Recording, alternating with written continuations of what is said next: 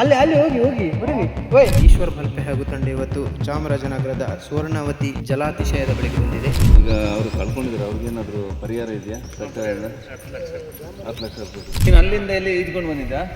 ಅಲ್ಲಿಂದ ಎಲ್ಲಿ ತನಕ ಬಂದಿ ಮಗ? ಈಗಷ್ಟೇ ಕಾರ್ಯಾಚರಣೆ ಪ್ರಾರಂಭವಾಗಿದೆ.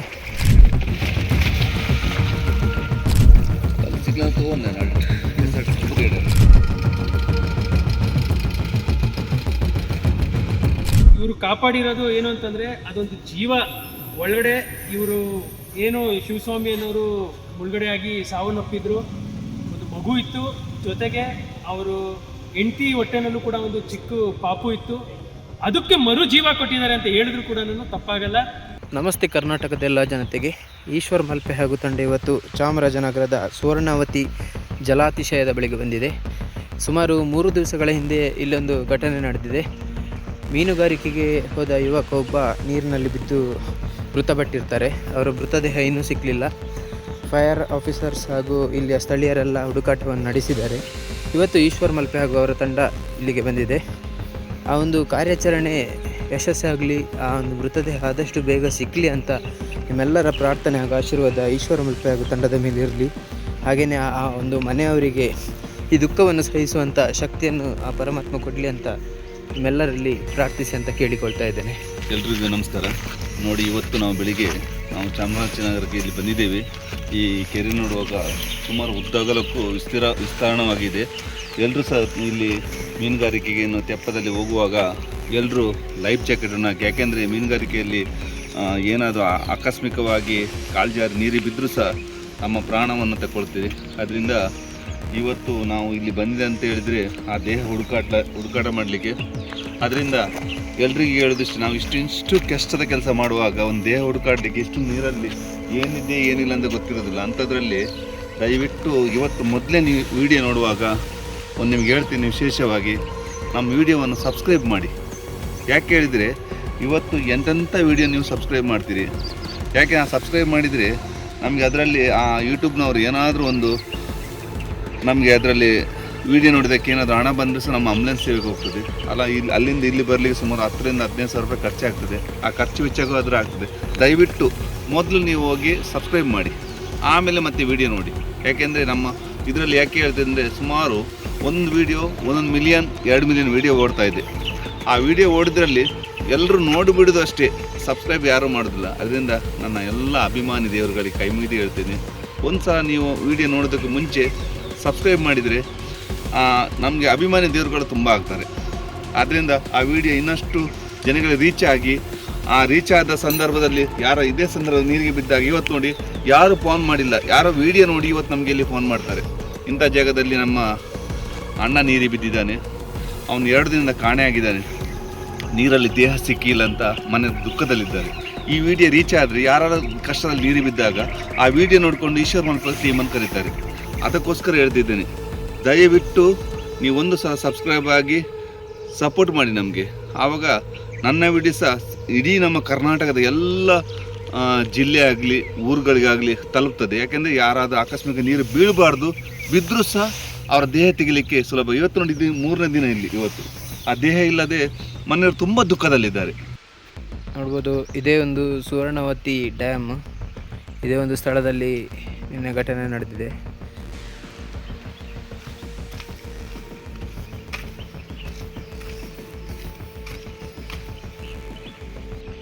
ये चामराजनगर है, सुवर्णवती नदी है. इधर एक 3 दिन पहला एक मच्छी पकड़ने के लिए आया था. तो उसने नदी में उसका जो तप्पा, उसको तप्पा बोलते हैं इधर, उसमें गिर के वो जान उसका खो दिया नदी में. 3 दिन से उनका बॉडी नहीं मिला. लेकिन इधर का जो पुलिस है, फायर का है, जो भी है, उन लोग सब ढूंढ के अभी तक बॉडी नहीं मिला. तो अन्ना को ना ईश्वर अन्ना को कल रात को फ़ोन आया. तो मैं भी एक महाराष्ट्र में काम जॉब उद्यमी है, महाराष्ट्र का. तो उनके साथ में मेरा दोस्त है अन्ना, तो उसके साथ भी कभी भी गांव में आएगा तो उनको मिलता हूँ. ऐसा काम रहेगा तो उनके साथ मैं जाता हूँ. और अभी इधर जो बॉडी ढूंढने के लिए अभी सुबह हम लोग पहुँचा है, रात को 10 बजे निकला है मलपे से. तो तो अभी पहुंचा है हम लोग, अभी कार्रवाई चालू करेगा। तो अन्ना का ईश्वर अन्ना का टीम भी आया है। तो बोलना चाहता हूँ कि महाराष्ट्र में हो, कर्नाटक में हो, किधर भी हो, जो नदी में हो कैसे भी वो मर जाता है, सुसाइड करेगा या जो कैसे भी मर जाता है, उसको कोई भी इधर का जो लोकल पुलिस हो, मतलब फायर का हो, कोई भी उसको कितना भी ढूंढा तो बॉडी नहीं मिलता है। ये अपना ईश्वर अन्ना मलपे से आके वो जो बॉडी निकालने का काम कर रहा है, ये 20 साल से करके आ रहा है। लेकिन उसका जो घर का उनका संसार का तकलीफ उनको ही पता है, लेकिन सब कर्नाटक को भी मालूम है। तीनों बच्चा उनका हैंडीकैप है, उसमें एक एक्सपर्ट हो गए, अभी 2 बच्चा है। तो अन्ना इतना उसका घर का भी टेंशन बाजू में रख के इतना बड़ा काम करने के लिए उतरता है। उसका जान को वो खुद का हाथ में लेके ये काम कर रहा है बोलेगा तो अपना कर्नाटक का जनता का बहुत बड़ा भाग्य है बोलने का मैं इच्छा करता हूँ। और अन्ना जो भी काम कर रहा है वो जो भगवान ने उसको, उसका परिवार को और उसको जो आयुष और उसको धैर्य भगवान ने और दे, और ऐसा काम करने के लिए भगवान ने उसको बहुत कुछ उसको तकलीफ दिया, फिर भी अन्ना ने वो सब उसका दिमाग से साइड में रख के खुशी खुशी से हंस के ये काम कर रहा है।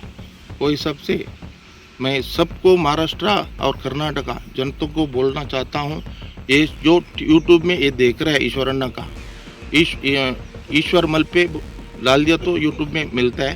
आप उनको एक बार सर्च किए, देखिए और सब्सक्राइब कीजिए। अब बाकी सब जितना भी आप लोग वीडियो देखेगा उसको सब्सक्राइब कर रहा है, मिलियन बोलते ना, 1000 कोट के ऊपर भी हो रहा है। वही सब से अन्ना का भी ऐसा करके एक सपोर्ट कीजिए। और अन्ना किधर भी कौन सा भी टाइम पे फ़ोन किया ना, ऐसा काम वो खुद का जान को हाथ में रख के ये काम करके दे रहा है। इसके लिए पूरा जनता को बोलना चाहता हूँ, ईश्वर अन्ना को जनता ने सब सपोर्ट कीजिए और उनका घर परिवार को भी सपोर्ट कीजिए।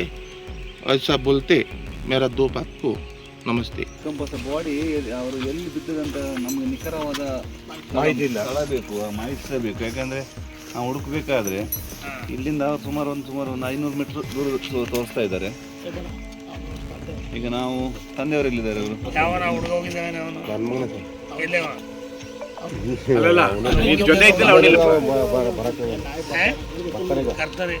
ಎಷ್ಟು ದಿವಸ ಆಯಿತು?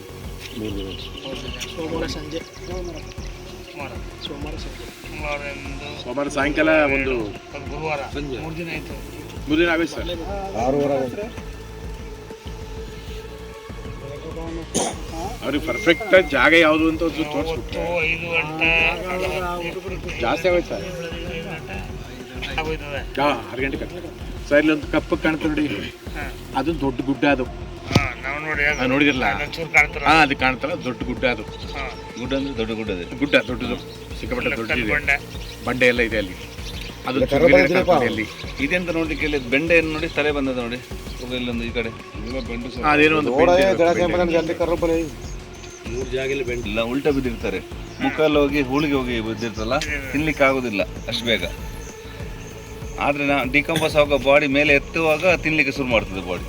ನಾವು ಎತ್ತುವಾಗ ಫಸ್ಟ್ ತೆಗಿದಕ್ಕೆ ಲೇಟ್ ಆದ್ರೂ ಅಂದರೆ ಮೀನು ತಿನ್ಲಿಕ್ಕೆ ಶುರು ಮಾಡ್ತದೆ. ಕಾಮನ್ ಆಗಿ 3 ಡೇಸ್ ಆಗಿದೆಯಲ್ಲ, ಮೇಲ್ಕೆ ಎದ್ದು ಅಡಿ ಕೋಲ್ಡ್ ಇದೆಯಲ್ಲ, ಆಳ ಇದೆಯಲ್ಲ, ಸುಮಾರು 50 ಅಡಿ 60 ಅಡಿ ಅಂತಾರೆ ಅವರು. ಆಳ ಇದ್ರೆ ಡಿಕಂಪೋಸ್ ಆಗೋರಿಗೆ ಜಾಸ್ತಿ ಆಗ್ತದೆ, ಯಾಕಂದ್ರೆ ಕೋಲ್ಡ್ ಇರ್ತದೆ. ನಾವು ಒಬ್ಬರು ಮೀನು 50 ಅಡಿ 60 ಅಡಿ ಇಲ್ಲ. ಹೌದು ಸರ್, ಸೆಂಟ್ರಲ್ ಇದೆ. ಆಳ ಮಣ್ಣು ಸೈಡ್ ಕಡಿಮೆ ಇರ್ತದೆ. ಈಗ ಅವರು ಕಳ್ಕೊಂಡಿದ್ದಾರೆ, ಅವ್ರಿಗೇನಾದರೂ ಪರಿಹಾರ ಇದೆಯಾ ಸರ್ಕಾರ ಎಲ್ಲ? 10 ಲಕ್ಷ ರೂಪಾಯಿ. ಯಾಕಂದರೆ ಒಂದು ಮಗ ಕಳ್ಕೊಂಡಿದ್ದಾನೆ. ಕಾನೂನಲ್ಲಿ ಮೊದಲು 5 ಇತ್ತು, ಈಗ 10 ಲಕ್ಷ ಬಂದಿದೆ ಮೀನುಗಾರರಿಗೆ. ಅವ್ರಿಗೆ ಮೊನ್ನೆ ಸಹ ಬಂದಿದೆ. 10 ರಿಂದ 15 ಲಕ್ಷ ತನಕ ಕೊಡಿಸ್ಬೋದು.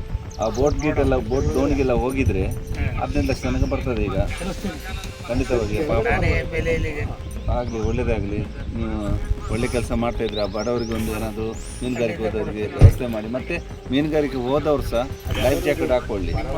ಅದು ವಿಷಯ ಹೇಳ್ತೀನಿ. ನೀವು ಅಧ್ಯಕ್ಷರಲ್ವ, ಇನ್ನು ಸಹ ನೀವು ಎಲ್ರಿಗೂ ಸಹ ನೀವು ಮೀನುಗಾರಿಕೆ ಹೋದಾಗ ರಾತ್ರಿ ಲೈಫ್ ಜಾಕೆಟ್ ಮಳೆಗಳ ಬಿದ್ದಾಗ ತುಂಬ ತೊಂದರೆ ಆಗ್ತದೆ.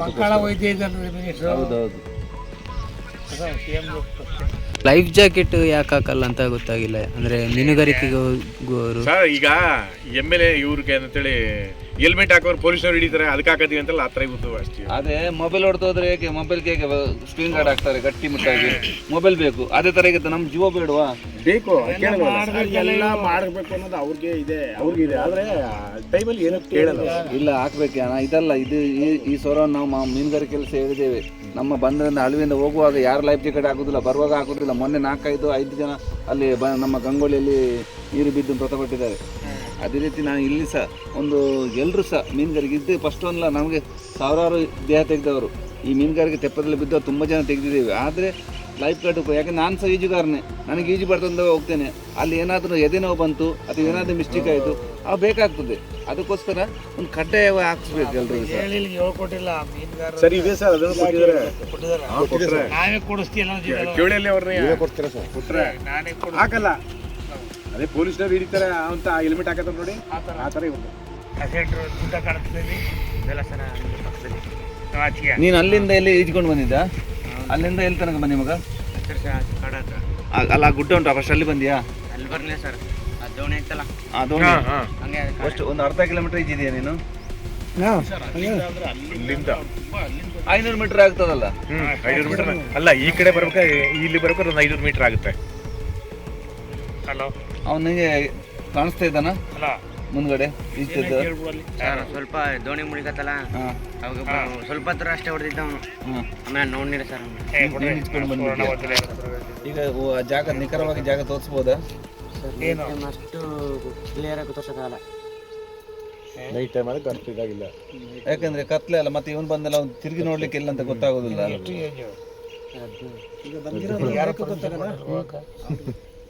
ಮೇಲ್ ಬಂದ ಜಾಗ ತೋರಿಸೋ, ಹಾಗೆ ಹಾಗೆ ಮಾಡುವ.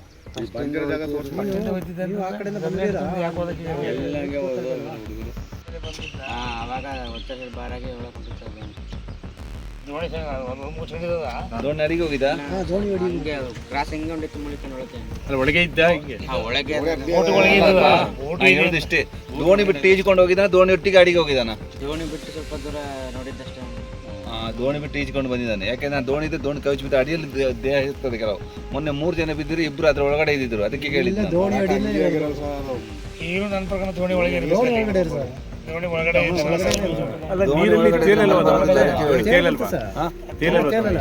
ಅಡಿಗೆ ಹೋಗ್ತದೆ ಅದು. ದೋಣಿ ತ್ಯಾಲ್ಬೇಕು ಅದು.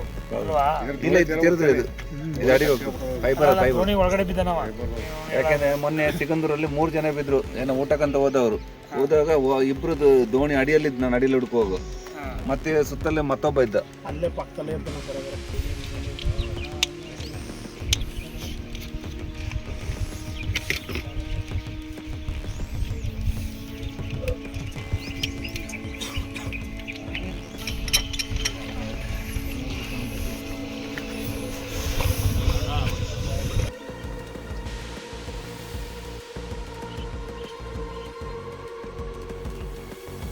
ಯಾವ ಗ್ರಾಮದೇವರು? ಯಾವ್ದು ಇಲ್ಲಿ ಗ್ರಾಮದೇವರು? ಚನ್ನಂಜೇಶ್ವರ. ಅಲ್ಲಿ ಒಳಗಡೆ ಚನ್ನಂಜೇಶ್ವರ ದೇವಸ್ಥಾನ ಅಲ್ಲೇ ಇದೆ. ಅದೇ ಆ ದೇವರೊಂದು ಪ್ರಾರ್ಥನೆ ಇರಲಿ. ನಾವು ಆ ಜಾಗ ನಿಖರವಾದ ಜಾಗ ಗೊತ್ತಿಲ್ಲ, ಆದರೂ ಸಹ ನಾವು ಒಂದು ಜಾಗ ನೋಡ್ತೇವೆ ಅಡಿಯಲ್ಲಿ ಹೋಗಿ. ನಿಮ್ಮ ಆಶೀರ್ವಾದ ಆ ಮನೆಯವರು ದುಃಖ ಸಹಿಸಿಕೊಳ್ಳೋ ಶಕ್ತಿ ಆ ಪರಮಾತ್ಮ ಕೊಡಲಿ ಅಂತ ನಾವು ಪ್ರಾರ್ಥನೆ ಮಾಡಬೇಕು ಅಷ್ಟೇ.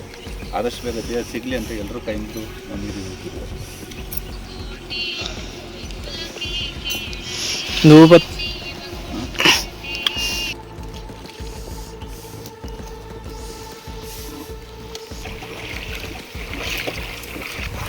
ಈಗಷ್ಟೇ ಕಾರ್ಯಾಚರಣೆ ಪ್ರಾರಂಭವಾಗಿದೆ.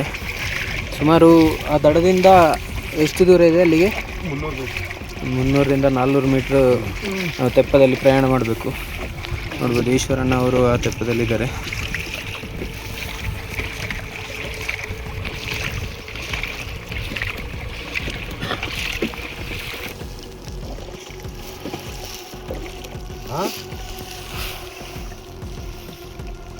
ಮರ ಹತ್ರ ಸ್ವಲ್ಪ ಸಿಕ್ಕಿಬಿಟ್ಟು ಹೋಗಿರೋದು ಹುಡುಗ. ಎಷ್ಟು ಆಳ ಇದೆ ಶರಣ? 40-45 ಹತ್ರ 50 ಅಡಿ. ನೀರ ಮೇಲೆ ಎಲ್ಲಿ ಹುಡುಕೋದಕ್ಕೆ ಸಹ ನೀರ ಕೆಳಗೆ ಎಲ್ಲಿ ಹುಡುಕೋದಕ್ಕೆ ಸಹ ಡಿಫ್ರೆನ್ಸ್ ಇದೆ. ನೀರ ಕೆಳಗೆ ಹುಡುಕೋದು ತುಂಬ ಕಷ್ಟ. ನೀರು ಮೇಲೆ ಆದ್ರೆ ಕಣ್ಣಲ್ಲಿ ಹಿಂಗೆ ನೋಡಿದ್ರೆ ಕಾಣುತ್ತೆ, ನೀರು ಅಡಿಯೆಲ್ಲ ಹಾಕಿ ಕಾಣಲ್ಲ. ನಾನೇ ಬಂದವನೇ ನೈಟ್ ಬಂದು ಹೇಳಿದ್ರೆ ನಾನು ಬಂದು ನೋಡಿದ್ನಲ್ಲ, ಈ ಕಲ್ತಾರ ಕಟ್ಟಕ್ಕೆ ನೋಡಿ ನೇರಕ್ಕೆ ಬಂದವರಷ್ಟೇ.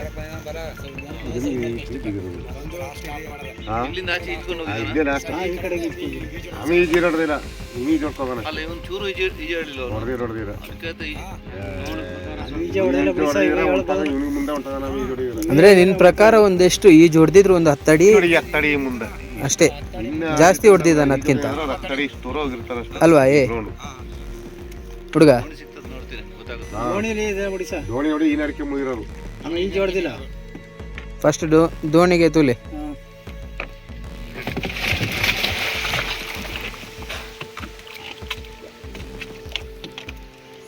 ಹಗ್ಗ ಹಿಡಿಯೋದು.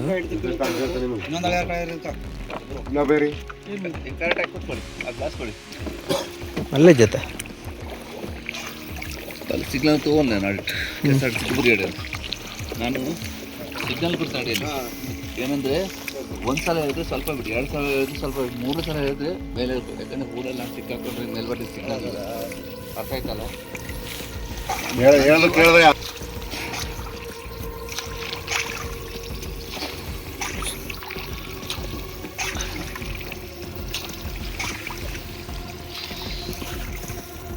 ಬೋಟ್ ಬರೋದ, ಬೋಟ್ ತಗೊಳ್ಳೆ ಮಂಡೆ ಬಿಟ್ಟು.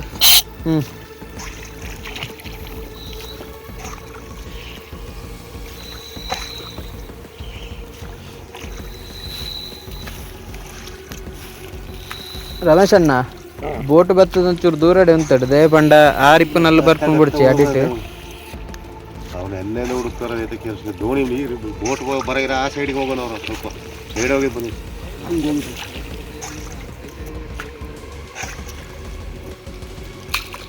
ಇವರು ಮೀನು ಹಿಡಿತ ಕೆಲಸ ಮಾಡೋರು. ಇದೇ ಕೆಲಸ.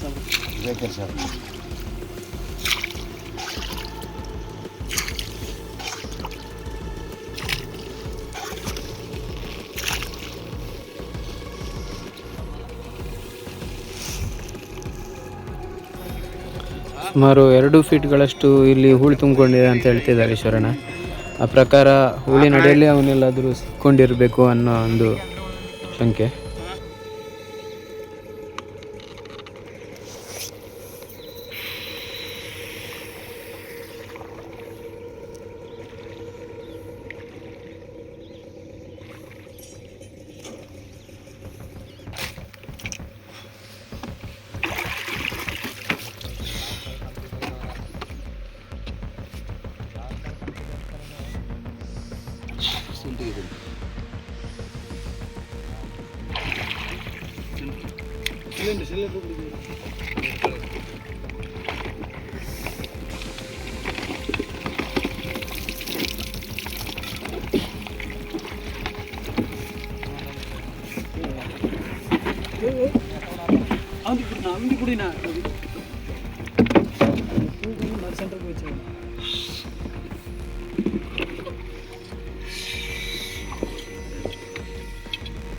ಅವ್ನು ಎಲ್ಲಿ ನೀರು ಬಿಟ್ಟು ತಿರುಗಾಟ ಗೊತ್ತಿಲ್ಲ.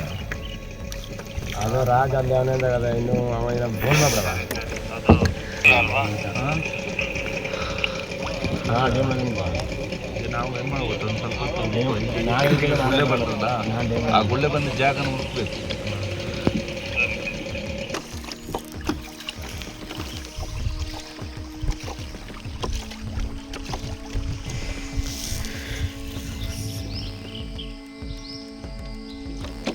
ಹಾಗೆ ಫೈರ್ನವ್ರು ಸಹ ನಮ್ಮ ಜೊತೆ ಬೆಳಿಗ್ಗೆಯಿಂದ ಇದ್ದಾರೆ. ಅವರು ಕಳೆದ 2-3 ದಿವಸದಿಂದ ಸಹ ಇಲ್ಲೇ ಇದ್ದಾರೆ.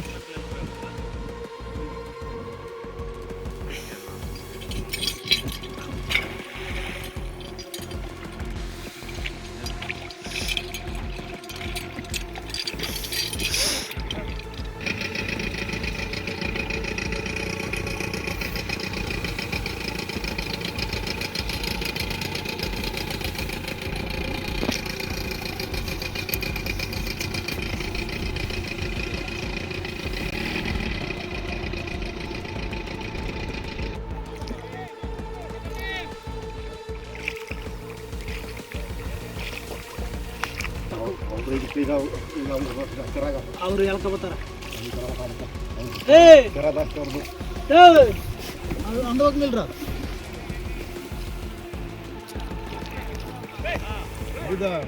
ಅಲ್ಲಿ ಅಲ್ಲಿ ಹೋಗಿ ಹೋಗಿ ಹೊಡಿರಿ. ಓಯ್ ಇವರೇ ಹೊಡಿರಿ, ಮತ್ತೆ ನೋಡುವ. ಅದು ಆಚೆ ಹೋಗುವ ಹೋಗುವ, ಅಲ್ಲಿಗೆ ಹೋಗುವ ನಾವು. ಇಲ್ಲ ಇಲ್ಲ ಹೋಗುವ.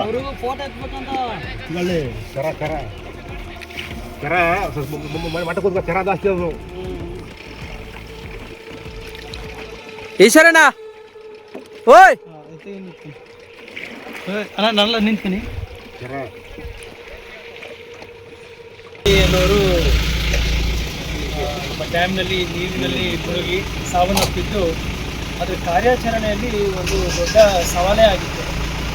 ಜನರು ಎಲ್ಲ ಪೂರ್ತಿ ಒಂದು ಆಕ್ರೋಶಗೊಂಡಿದ್ದರು, ಅವರಿಗೆ ಅರ್ಥೈಸೋಕ್ಕಾಗ್ತಿರ್ಲಿಲ್ಲ. ಎಲ್ಲರಿಗಿಂತ ಹೆಚ್ಚಿಗೆಯಾಗಿ ನಂಬಿಕೆ ಅನ್ನೋ ಒಂದು ಪೊಲೀಸ್ ಡಿಪಾರ್ಟ್ಮೆಂಟ್ ಮೇಲಿತ್ತು. ಅದಕ್ಕಿಂತ ಇನ್ನೊಂದು ಉನ್ನತವಾಗಿ ಇತ್ತು, ಪೊಲೀಸ್ ಡಿಪಾರ್ಟ್ಮೆಂಟ್ ಅವರು ಡ್ರೈವರ್ಸ್ ಅನ್ನೋರನ್ನ ಒಂದು ಸಂಪರ್ಕ ಮಾಡ್ತಾರೆ, ಡ್ರೈವರ್ಸ್ ಬರ್ತಾರೆ ಅನ್ನೋದೊಂದು ಆಶ್ವಾಸನೆ ಇಟ್ಕೊಂಡಿದ್ರು. ಅದೇ ರೀತಿ ಥರದಲ್ಲಿ ನಮಗೆ ಮಲ್ಪೆಯಿಂದ ಈಶ್ವರ್ ಅವರು ಬಂದಿದ್ದಾರೆ. ಇವತ್ತು ಈ ಕಾರ್ಯಾಚರಣೆನ ಯಶಸ್ವಿಯಾಗಿ ನಡೆಸ್ಕೊಟ್ಟು ಏನು ಒಂದು ಕಾನೂನು ಸುವ್ಯವಸ್ಥೆ ಅವ್ರು ಅಂದ್ಕೊಂಡಿರ್ಬೋದು, ಒಂದು ಜೀವ ಕಳ್ಕೊಂಡಿದ್ದನ್ನು ನಾನು ಎತ್ಕೊಟ್ಟಿದ್ದೀನಿ, ನನ್ನ ಕರ್ತವ್ಯ ಅಂತ ಅವ್ರು ಅಂದ್ಕೊಂಡಿರ್ಬೋದು. ಇವತ್ತು ಇಡೀ ನಮ್ಮ ಪೊಲೀಸ್ ಠಾಣಾ ವ್ಯಾಪ್ತಿಯಲ್ಲಿ ಇಲ್ಲಿ ಅಂದರೆ ಈ ಕಾನೂನು ಸುವ್ಯವಸ್ಥೆ ಏನು ಕಾಪಾಡೋದ್ರಲ್ಲಿ ಒಂದು ಮಹತ್ವವಾದ ಒಂದು ಪಾತ್ರನ ವಹಿಸಿದ್ದಾರೆ. Thank you very much. ಇದು ಸದಾ ನಮಗೂ ಮತ್ತು ಪೊಲೀಸ್ ಡಿಪಾರ್ಟ್ಮೆಂಟ್ಗೆ ಇದೇ ಒಂದು ರಾತ್ರಿ ಸಹ ಫೋನ್ ಮಾಡಿದೆ, ಸಹಮತ ಇದರಲ್ಲಿ. ಆಮೇಲೆ ಮುಂದೆ ಕೂಡ ನಿಮಗೆ ಇದೇ ರೀತಿ ಥರನೇ ಯಶಸ್ಸು ಈ ಥರ ಸಿಗಲಿ. ಕರ್ನಾಟಕಾದ್ಯಂತ ಪೂರ್ತಿ ನಿಮ್ದು ಹೆಸರು ಎಲ್ಲ ಕಡೆನೂ ರಾರಾಜಿಸ್ಲಿ ಅಂತ ನಾನು ಆಶಿಸ್ತೇನೆ. ಹೆಚ್ಚಿಗೆ ನಿಮ್ಮ ಮಕ್ಕಳಿಗೆಲ್ಲ ಒಳ್ಳೇದಾಗಲಿ. ನಿಮ್ಮ ಆಶೀರ್ವಾದ. ಇವತ್ತು ನನಗೆ ಏನಂತಂದರೆ, ನಾನು ಚೆನ್ನಾಗಿಲ್ಲ ಇನ್ಯಾರೂ ಚೆನ್ನಾಗಿರಬಾರ್ದು ಅನ್ನೋದು ಇರೋಂಥ ಈ ಜಗತ್ತಿನಲ್ಲಿ ನನಗೆ ಕಷ್ಟ ಕೊಟ್ಟಿದ್ದಾರೆ ದೇವರು. ಆದರೆ ನನಗೆ ಆ ಕಷ್ಟನ ನಾನು ತಲೆಯಲ್ಲಿಟ್ಟಿಲ್ಲ. ನನಗೆ ಇಡೀ ಆ ಕಷ್ಟನ ನಾನು ನಿವಾರಿಸ್ಕೋಬೇಕು, ನನಗೆ ಇದರಲ್ಲಿ ಖುಷಿ ಸಿಗುತ್ತೆ ಅನ್ನೋದು ಒಂದು ಸಂದೇಶನವನ್ನು ಸಾರ್ತಾ ನಮಗೆ ಅಳಲನ್ನು ಅವರು ತೋಡ್ಕೊಂಡ್ರು, ಹೇಳಿದ್ರು ಈ ರೀತಿ ಥರದ್ದು. ಅವ್ರಿಗೆ ದೊಡ್ಡ ಗುಣ. ಯಾರು ಕೂಡ ಕೆಲವೊಂದು ವಿಚಾರಗಳನ್ನ ಅವ್ರ ಸ್ವಂತದ್ದೋ ಇಲ್ಲ ಕಷ್ಟಗಳನ್ನೋ ಈ ಥರದ್ದು ಹೇಳ್ಕೊಳ್ಳಲ್ಲ. ಅದನ್ನು ಮುಕ್ತವಾಗಿ ನಮ್ಮ ಹತ್ರ ಹೇಳ್ಕೊಂಡಿದ್ದಾರೆ. ಈ ಎಲ್ಲ ಏನು ಈ ಥರದಿದೆ ಎಲ್ಲ ಪೂರ್ತಿ ಇಡೀ ನಮ್ಮ ಈ ಲಿಮಿಟ್ಸಿಂದು ಮತ್ತು ಈ ಜನತೆದು ಮತ್ತು ಇವರು ಕಾಪಾಡಿರೋದು ಏನು ಅಂತಂದರೆ ಅದೊಂದು ಜೀವ ಒಳಗಡೆ. ಇವರು ಏನು ಶಿವಸ್ವಾಮಿ ಅನ್ನೋರು ಮುಳುಗಡೆಯಾಗಿ ಸಾವನ್ನಪ್ಪಿದ್ರು, ಒಂದು ಮಗು ಇತ್ತು, ಜೊತೆಗೆ ಅವರು ಹೆಂಡತಿ ಹೊಟ್ಟೆನಲ್ಲೂ ಕೂಡ ಒಂದು ಚಿಕ್ಕ ಪಾಪು ಇತ್ತು. ಅದಕ್ಕೆ ಮರು ಜೀವ ಕೊಟ್ಟಿದ್ದಾರೆ ಅಂತ ಹೇಳಿದ್ರು ಕೂಡ ತಪ್ಪಾಗಲ್ಲ. ನಿಮಗೆ ಸಾಷ್ಟಾಂಗ ನಮಸ್ಕಾರಗಳು. ಜೈ ಹಿಂದ್, ಜೈ ಕರ್ನಾಟಕ. Thank you. ಇವತ್ತು ಇಲ್ಲಿ ಸುವರ್ಣವತಿ ಜಲಾಶಯ ಇಲ್ಲಿನ ಒಂದು ಡಿಪಾರ್ಟ್ಮೆಂಟ್ನ circle sir Naveen sir CSP ಹಾಗೂ ನಮ್ಮ ಸಬ್ ಇನ್ಸ್ಪೆಕ್ಟರ್ದ ಆರ್ ವೆಂಕಟೇಶ್ ಸರ್ ಹಾಗೂ ನಮ್ಮ ಎಲ್ಲ ಸೋಮಶೇಖರ್ ಸರ್ ಹಾಗೂ ಎಲ್ಲ ಪೊಲೀಸ್ ಸಿಬ್ಬಂದಿಗಳಿಗೆ ನಾನು ಹೃದಯಪೂರ್ವಕವಾಗಿ ಕೃತಜ್ಞತೆ ಸಲ್ಲಿಸ್ತೇನೆ. ಯಾಕೆಂದರೆ ಇವತ್ತು ನನ್ನ ಜೊತೆಗೆ ಜಂಟಿಯಾಗಿ ನಮ್ಮ ಫೈರ್ ಬ್ರಿಗೇಡ್ನವರು ಬಂದಿದ್ದಾರೆ, ಅದಲ್ಲದೆ ಇಲ್ಲಿನ ಸ್ಥಳೀಯ ಮೀನುಗಾರರು ಸಹ ಬಂದಿದ್ದಾರೆ. ಅವರಿಗೆ ಸಹ ನಾನು ಕೃತಜ್ಞತೆ ಸಲ್ಲಿಸ್ತಿದ್ದೀನಿ. ಇನ್ನು ಮುಂದೆ ಯಾರು ಸಹ ಇಂಥ ಒಂದು ಮೀನುಗಾರಿಕೆ ಹೋದಾಗ ಅಥವಾ ಏನಾದರೂ ಎಮ್ಮೆ ಮೇಯಿ ತೋರಿಸ್ಲಿಕ್ಕೆ ಹೋದಾಗ ಎಲ್ಲರೂ ಜಾಗೃತೆಯಾಗಿರ್ಬೇಕು. ಯಾಕೆಂದರೆ ಮೀನುಗಾರಿಕೆ ಹೋದಾಗ ಎಲ್ಲರೂ ಲೈಫ್ ಜಾಕೆಟ್ ಹಾಕ್ಕೊಳ್ಳಿ. ಯಾಕೆಂದ್ರೆ ನಾನು ನಮ್ಮ ಬಂದರಲ್ಲಿ ಸಹ ಹೇಳ್ತೀನಿ, ಎಷ್ಟೋ ಸಹ ನಮ್ಮ 3 ಸಾವಿರ ಅಲ್ಲಿ ಎಷ್ಟೋ ಸಾರ ಆ ಮೀನುಗಾರಿಕೆ ಬಂದವ್ರಿಗೆ ಸಹ ಇಲ್ಲಿ ಮೀನುಗಾರಿಕೆ ಹೋದಾಗ ಎಲ್ಲರೂ ಲೈಫ್ ಜಾಕೆಟ್ ಹಾಕೊಂಡ್ರೆ ಏನು ಅನಾಹುತ ಆಗಲ್ಲ. ಆಕಸ್ಮಿಕವಾಗಿ ನೀರಿಗೆ ಬಿದ್ದರೂ ಸಹ ಆ ಲೈಫ್ ಜಾಕೆಟ್ ಅವ್ರನ್ನ ಎತ್ತಿ ಇಡ್ತದೆ. ಅದರಿಂದ ಪ್ರತಿಯೊಬ್ಬರು ಸಹ ಕಡ್ಡಾಯವಾಗಿ ಲೈಫ್ ಜಾಕೆಟ್ ಹಾಕೊಳ್ಳಿ ಅಂತ ಎಲ್ಲರೂ ಕೈ ಮುಗಿದು ಕೇಳ್ತಿದ್ದೀನಿ. ಹಾಗೆ ಇವತ್ತು ನನಗೆ ಇಲ್ಲಿ ಕರೆದು ನಮ್ಮ ಪೊಲೀಸ್ ಡಿಪಾರ್ಟ್ಮೆಂಟಿಗೆ ನಾನು ಹೃದಯಪೂರ್ವಕವಾಗಿ ಕೃತಜ್ಞತೆ ಸಲ್ಲಿಸ್ತಾ ಇದ್ದೀನಿ.